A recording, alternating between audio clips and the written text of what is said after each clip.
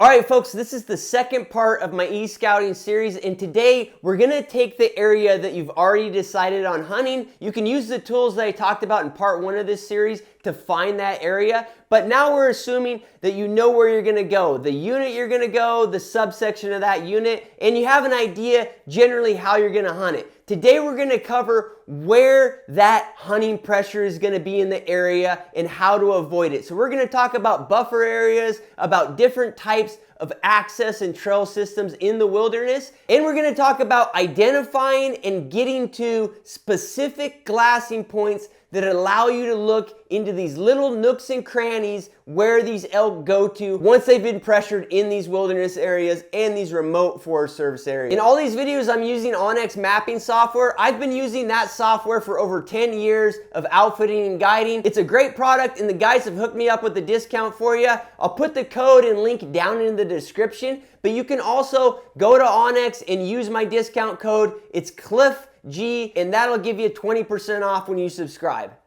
The first thing I do when I'm looking at an area like this is consider that these pack trails, these horse pack trails that go into these wilderness areas, they can get a lot of hiking traffic, a lot of backpacking traffic, and then they can get a lot of outfitting traffic. So the first thing I'll do is I see some trails here, right? And these look like big horse pack trails. You can see how deep they're going into the wilderness here. So the first thing I'll do is I'll switch over to satellite imagery real quick just to confirm that that's what I'm looking at. You can see that these are primary pack trails, all the erosion that's gone on these trails. So you can see this is a pretty serious trail system.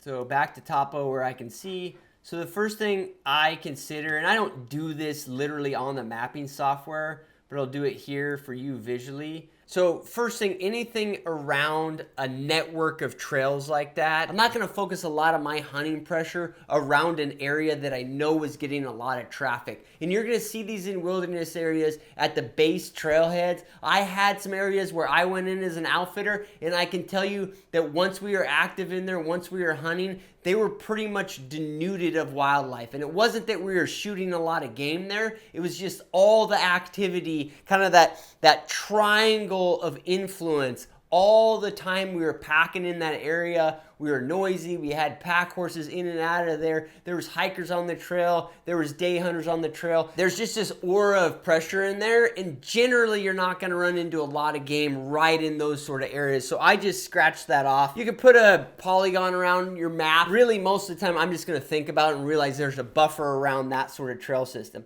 And then when I get into these lengthier sets of trails out here, as I get further in, less so, but if these are main pack trails, and again, you can look at them, confirm the case. You can see on these ones, they're used quite heavily. They're not faint, they're eroded pack trails. Everybody's using them. Same kind of dynamic. I'm basically going a half mile on each side of this sort of trail. So here you can see just how I exclude some country right off the bat, just based on traffic, right? And it's the same idea as if you're hunting a vehicle road system, right? I'm not gonna hunt in these general areas that I have boxed off here because those are high pressure areas. The next thing I'll do is I'll go in to my 3D view or my Terrain X view. And what I'm gonna do is just zip through it in that 3D view, or I can use this view shed program to see where I can see. But I'm just gonna glance at what's really glassable from the trail. And I'm not gonna worry about that either. If there's big faces, easy to look at from that trail, I'm not gonna spend an enormous amount of time on those faces when I'm in the field. All right, so now diving into what I haven't excluded here. This is the kind of stuff I like, these flat benches that are up off the trail. They're outside of that activity buffer, and they're impossible to see from the trail. In my experience, these are the little honey holes that elk tend to go in once they're getting hunted. So this is the kind of country I'm talking about in here. These little pockets, these little meadows, there's water all over the place, and particularly these little bowls, right? These bowl benches. So what I mean by that is a trail can be down the bottom of a drainage. You can have a good buffer off the trail where you're not gonna hunt, but just up there 1,000 yards away, there'll be a bench. And if that bench bowls down, it doesn't necessarily angle up. An angled up bench can be, you can glass from the high traffic trails, and those are gonna end up getting hunted if elk go into them. But those bowls, those benches that are just slightly bowled out, those tend to hold more elk. Those sections of the topography don't get near as much harassment. So I'll look for those, this kind of country right here. And just to show you what I mean is you can be right below, we're talking a matter of 400 or 500 yards right here. You're on this lower bench. You're not going to see this whole section right here. Those are little honey holes to key in on. So you've basically got to be on the bench to see it or above it, right? And then here, when you're in this bench, go to the next one here. Now we're getting into a little shale, but it's the same deal. There's still some grassy slides in here and stuff. This country in here, you're not going to see elk. You're not going to be able to glass elk in it from below.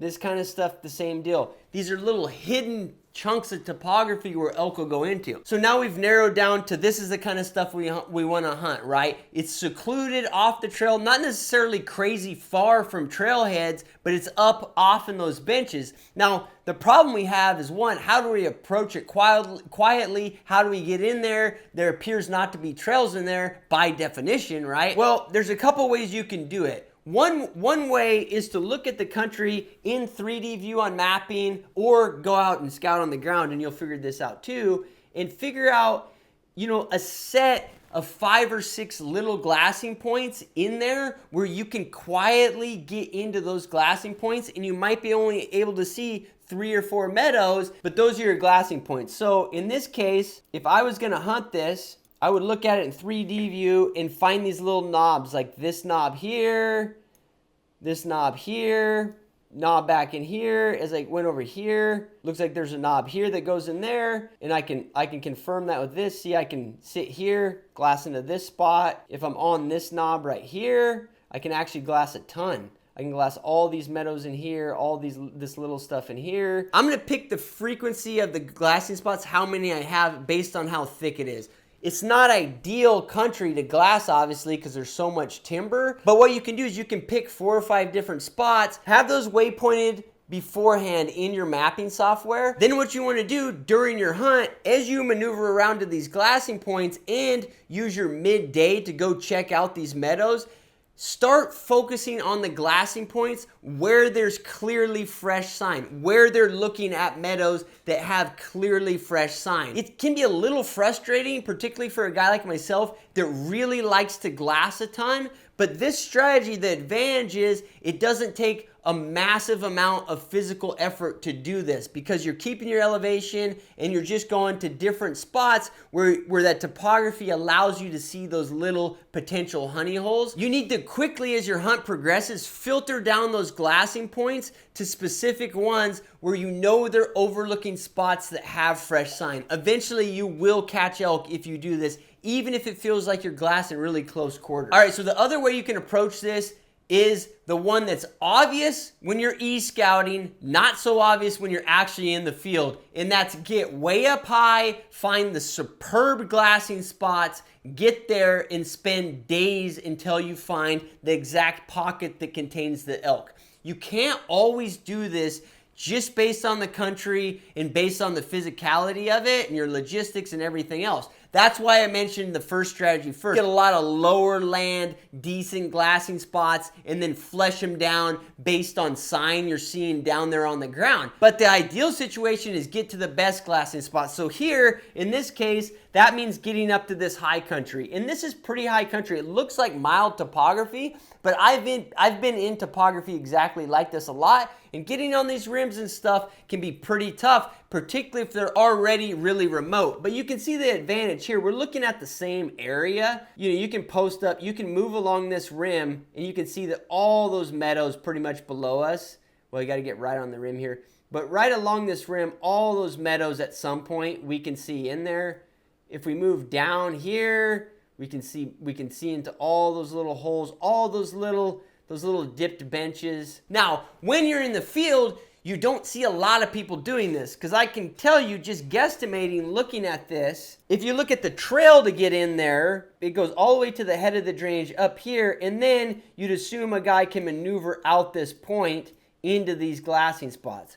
If you're backpacking, you're on foot, probably the quickest way is to come off this trail access point or this trail, kind of maneuver through this timber, but that can be pretty darn difficult. It can be more difficult than you think, so you have to plan that out meticulously. The other thing is you want to know how to drop off of this. We hunted a rim that was really similar to this rim on the south side of the flat tops, and the problem with it is you can't drop off of it everywhere. So you can locate elk and now you've got a long hike around. So you need to plan that out too. And the best way to do that is just open up your mapping software and satellite, and you can do it somewhat based on vegetation, right? Clearly you're not gonna come off here where it's all steep shale. That's gonna be problematic, and you can confirm that with topo lines, right? This really tight lines like that, you're not gonna come off.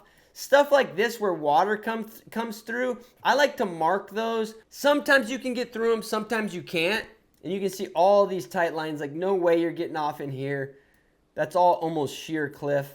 This is your best chance. So I'll waypoint all those so I can look at it when I'm in the field. A lot of that, sometimes you have to get up there and glass it and see what you're looking at to see if you can get through or not. I'm going into a new area, a new wilderness area or something, and I'm trying to do this get way up high to the best glassing points. I like to take the structured trail system in there first and then look at where I can go out from the top. That's a lot better than diving into thick timber with a 60-pound pack for your week-long backpack trip and then getting to the face and realizing you can't get up it. That can be really frustrating. It can basically ruin a hunt. So I like to take the established trail system, even if it looks like it's 2 or 3 times as far, go around, get up there, and then drop through these nooks and crannies. And the best thing to do is a hybrid approach. When you're on the main trail, a lot of times you can glass into those nooks. When you glass into a nook coming off a rim, the vegetation can tell you a lot. If it's just steep shale, no trees in there, nothing, you're probably gonna have a hard time going down through it. If there's water in there and you can see that water going vertical like little mini waterfalls,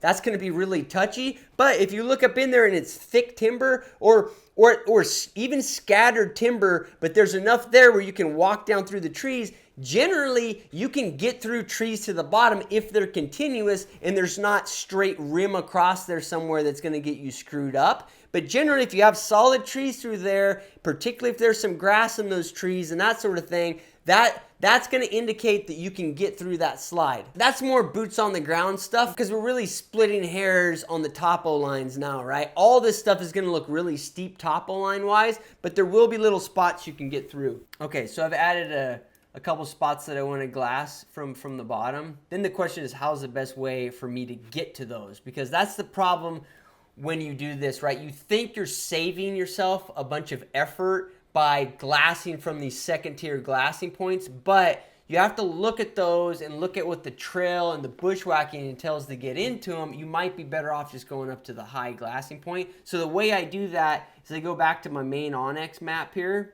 In this situation where I'm trying to figure out how to get to these points that are off trail and by definition secluded, these secluded kind of second tier glassing points, I'm always going to look at the hybrid imagery. So the satellite and topo. The reason being is there's two things that are going to be a pain in your ass, right? Elevation gain and grade. The topo lines will tell you that. The other one is timber. You do not want to get in these situations where you're crashing through timber for a half mile. When you look at the maps, sometimes it'll look easy, but believe me, a short stint in the timber can feel like miles when you're out there, even if it's flat. So you want to try to avoid that. And the hybrid view lets you do that. You can see the topo, plus you can see the vegetation, and you can avoid that. I like to really look, because even sparse timber is going to be easier to cut through versus really thick timber like this. This timber here is going to be way easier than this. And the other thing is I'll try to look and see if there's just any sort of little pack trails in there. A lot of times you can see pack trails as they go through meadows. Like right here, you can see one actually. See that? So my question is, where do I find that pack? Where does that pack trail go? Because that's what I want to use to get into these access points. All right, so we'll do this with the route builder tool. We're gonna do point draw. We're gonna go here, through this meadow. Pretty much staying out of the timber. Staying out of that timber. Here, it looks like it might be somewhat unavoidable to have to crush some timber there. That's gonna be rough going right there. Get on the open here, maneuver back up to the knob here. This stretch right here is gonna be painful too. Now we can analyze what that actually looks like. So to get to that glassing point, we've got about 1,000 feet of elevation gain over 2 miles. That's not horrible. That's pretty doable, but it's not easy, particularly when you add in those timber chunks in there. So just keep that in mind. I would call that right there, getting to that glassing point, that's gonna be pretty much a full day affair. I can probably get to that one. And maybe glass it and maybe glass this next one in the same day, one in the morning, one in the afternoon. But this kind of routing tool gives you a really good idea of that. I wouldn't have thought intuitively just looking at the map that was 1,000 feet of elevation gain. The other thing, when you actually do the route, you realize that there's this vegetation there, and that vegetation can be a freaking nightmare if you can't go around it. You can't use meadows to get around it. And the thing about it is when you have this route on OnX, you'll get where you actually follow it instead of always trying to shortcut and getting yourself into down timber and that sort of thing that takes you twice as long and makes you hate your life. If you do your route based on what you can see from the bird's eye view and take the right steps, those trips will be way easier. Believe me, it's always better to plan these out beforehand. All right, guys, I hope you got a bunch of value out of that video. The next part of this series, the last video in my e-scouting series, I'm gonna cover some things that I'm super excited about. Already got the video edited, just need to get it out. Probably gonna be out in the next week or so. So subscribe to the channel and it'll pop up for you. In that video, I'm gonna talk about some stuff that I don't think any other e-scouting video out there discusses. We're gonna first talk about the private land dynamic when it comes to hunting these wilderness areas and super remote Forest Service areas. With very little exception, all these big chunks of public land have chunks of private land that border them that hold in refuge elk. I'm going to show you how I look at those areas and how I get the information that allows me to be effective at hunting those areas. The other component of that video I'm going to talk about is outfitters, where their camps are, how they operate in the wilderness area, how you can use mapping software to locate those camps, and how you can use that to your advantage when you plan your hunt in these remote areas on heavily pressured elk. In the meantime, check out this elk stalking video. A bunch of people have messaged me in the last few months telling me that they've got a huge amount of value from that video. Thanks for watching. Good luck out there.